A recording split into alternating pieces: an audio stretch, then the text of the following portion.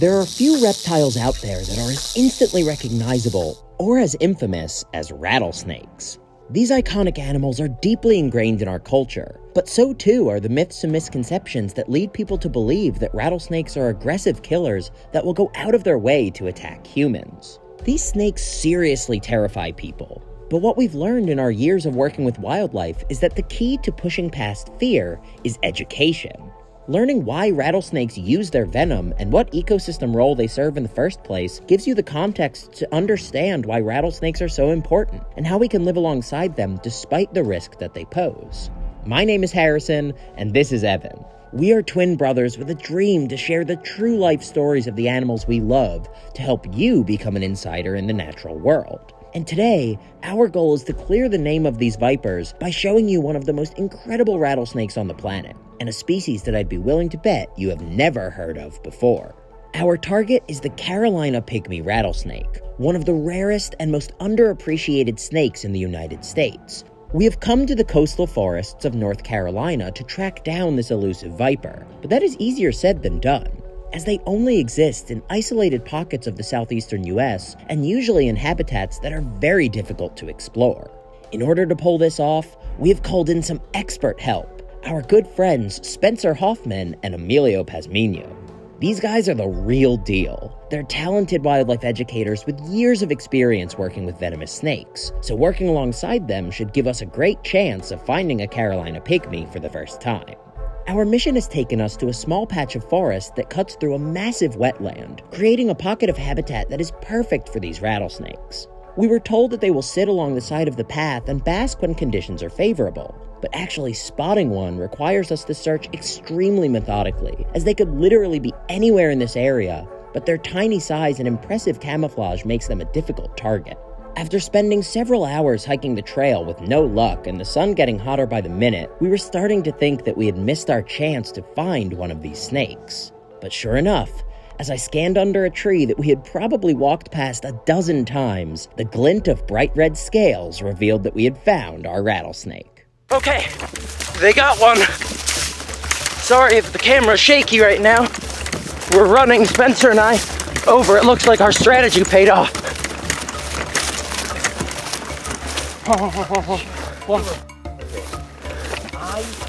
So Emilio and I were walking along. I decided to look into the shade. Let me move this piece. Yep. Look at the size of it. He's big. For a pygmy rattlesnake, that is a big animal. This is the snake we have come so far to find. The Carolina pygmy rattlesnake.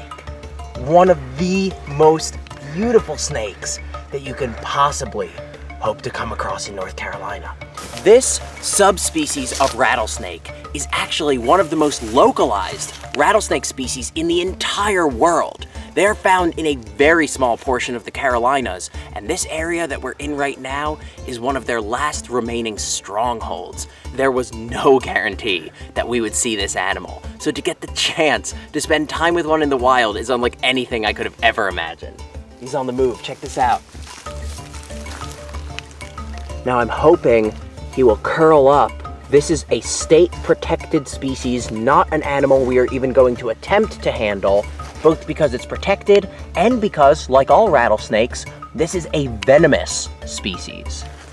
But it is just absolutely stunning. Look at the coloration. A red rattlesnake. It doesn't get cooler than that. Look, he's curled up now. He's curling up?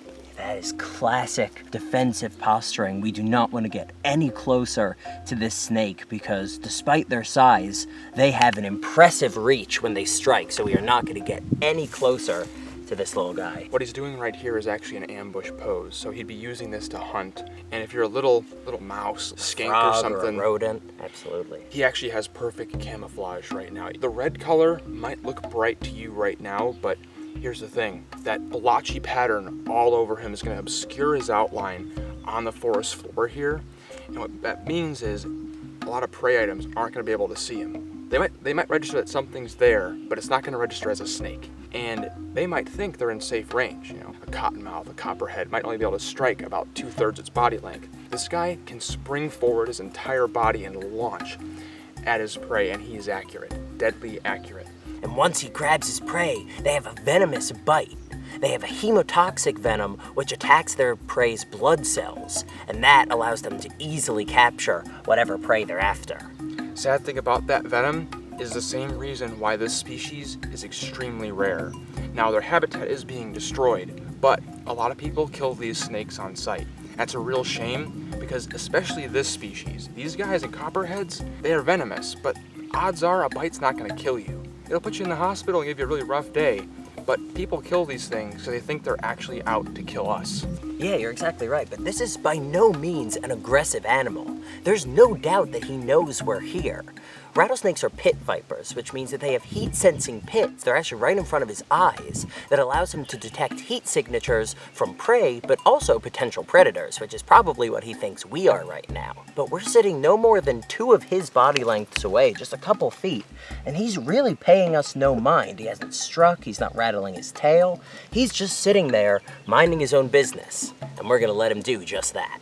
This has been an absolute dream come true to spend time with a Carolina pygmy rattlesnake in the wild. But as Spencer mentioned earlier, not everyone feels that way. In fact, Carolina pygmy rattlesnakes, along with other venomous snakes in the state, are often killed on sight if people encounter them because of the way that they're vilified down here.